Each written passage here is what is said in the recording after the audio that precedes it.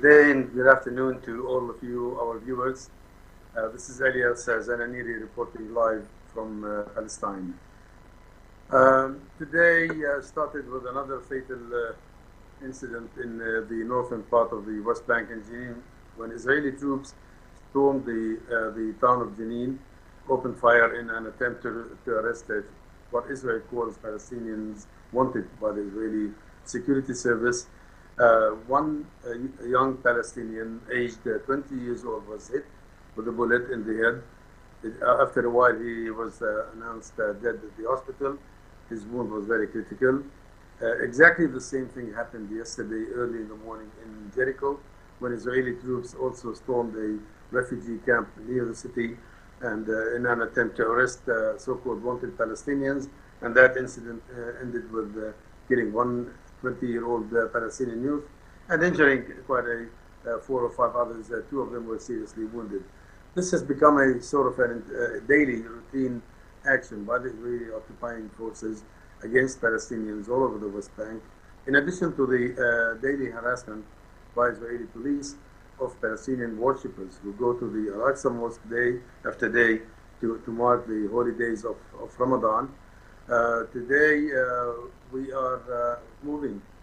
In a while we will move to our cameraman to video coming live from Aqsa mosque, East Jerusalem, the old city of Jerusalem, showing us all the kind of destruction and damage that the Israeli troops have caused over the last 3 weeks since the beginning of the month of Ramadan, during their daily incursions, daily attack on Palestinian Muslim worshippers in the mosque. We're looking now at the windows of the Al-Kabali mosque in Al-Aqsa, in Al-Haram al-Sharif, and these windows are very special because each window takes at least 6.5 millimeters by talented Palestinian, who in fact volunteers his time to serve the mosque, the Palestinians, and help damage, repair the damage caused by the issue. And imagine a window that takes 6 months of work is destroyed or broken 1 second with 1 bullet fired by the Israelis, whether it is live ammunition, whether it is a rubber-coated metal bullet, or if it is gas canister or pepper canister, what have you. Now we see people are resting inside the mosque, getting ready for the noon prayer, which we will continue showing you live from Palestine.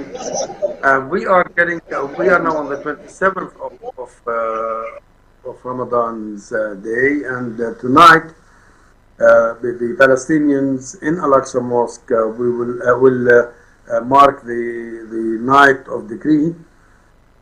It is traditional in Islam that in the last 10 days of Ramadan, every odd number in as far as dates are concerned could be the night of decree, whether it is 21st, 23rd, 25th, or 27th or 29th of Ramadan. But it has been a statutory routine in Palestine that the night of decree is celebrated by Palestinians on the 27th of Ramadan, mostly, this is my interpretation, mostly because of the restrictions that the Israelis enforce on Palestinians coming into the mosque on a daily basis and spend the last 10 days in Al-Aqsa Mosque, because any night of those 10 days could be the night of decree. So the statutory behavior or routine for Palestinians was to target one single night among the last 10 nights of Ramadan, and which happens to be the 27th of Ramadan, for them to mark the night of decree. In fact, according to estimates today, if the Israelis do not impose more restrictions preventing more Muslims from arriving to Al-Aqsa Mosque, they usually come from all areas and from all corners of the country, from Palestine, inside Israel and the occupied territories. Our brothers, Palestinians living in Gaza, are not allowed even to leave Gaza Strip and come to Al-Aqsa Mosque and attend this prayer, but this is the agony of the Palestinian situation, where Israeli restrictions and infringement of religious and humanitarian and personal rights have become a sort of a routine action by the occupiers. Anyway, as we said, according to the estimates, they expect something like 250,000 Muslims to be in the mosque. There were days when we had 450,000 people inside Al-Aqsa Mosque, filling the whole plaza of 144 dirhams that are the house of the Al-Haram al-Sharif, which includes Al-Aqsa Mosque and the Dome of the Rock, of course. Now we continue to watch all the pictures in the mosque that was mostly targeted by the Israelis. Every time they wanted to disperse Palestinian worshippers, they just stormed this mosque. The windows have been broken over and over, time and time again. To give you an idea, what happened is that last year, only 2 windows were destroyed, were damaged by bullets.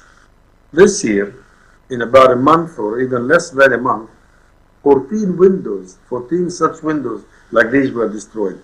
We hope one day, when things get cooler and we get less restrictions by the Israelis, that we can go inside the mosque, because now the Israeli police are the ones who decide who goes in and who goes out of the mosque, unlike the normal situation when the people of Al-Awqaf, the Arabic for Endowment, Islamic Awqaf, are in charge of checking who goes into the mosque and why and where.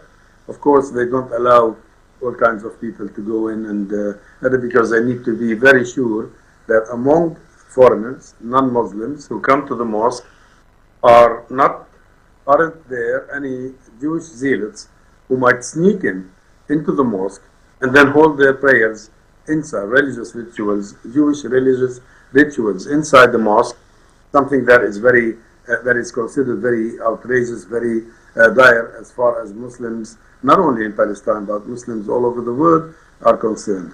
So what happens if the minute the Waqf knows, or the people who work for the Waqf know who's going in and what is the purpose of their visit, then of course they let them in. The Al-Aqsa Mosque and the Dome of the Rock are among the most important sites, even from a historical not only from a historical point of view, but also from a touristic point of view. And this is why people are welcome to come and pray and take pictures, but everything within the control of the Islamic Waqf, which is the sole authority that has the mandate to control everything, to run everything as far as the mosque is concerned. Unfortunately, the Israelis have been trying always to break this status quo, to even ignore it for good, and transform the whole area, the whole holy basin of the Al-Aqsa Mosque and the Dome of the Rock, transfer them into some kind of a religious site that could be split between Muslims and Jews, the same way the Israelis did to the Ibrahimi Mosque in Hebron. There's one little note that I wanted to add here is that we have seen over the last 3 weeks how Israelis, Jews, tried to sneak into the mosque. One of them had a carpet on his arm and not on his shoulder, and he pretended to be a Muslim, but his behavior, the way that he held the carpet, the way that was very suspicious when he looked around at people, seeing if they were, or watching if they're seeing him or not, revealed his real identity. He was one of the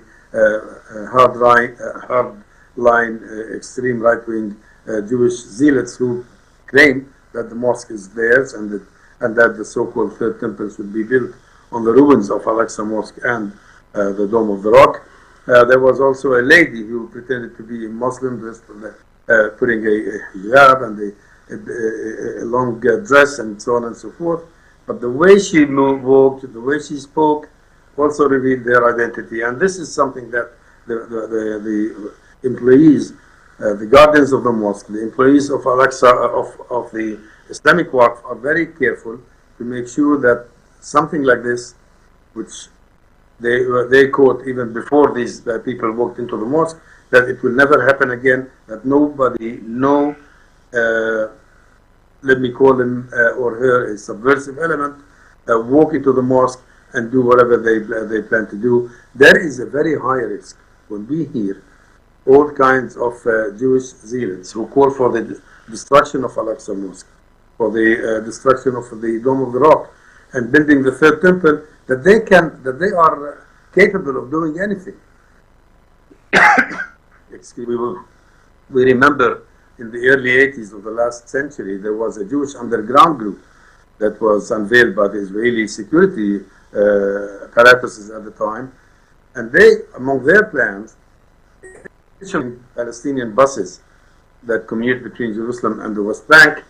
They also plan to either to blow up the mosque or drop a huge rock on the Dome of the Rock in order to make sure that it is destroyed, where they can build the third temple. So anything can happen, especially in today's technology.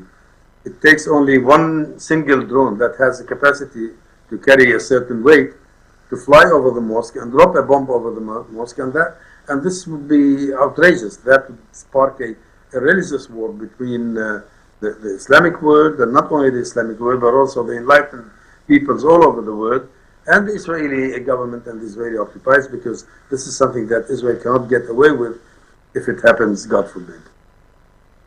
This is Elias Zananiri reporting for you live from Palestine.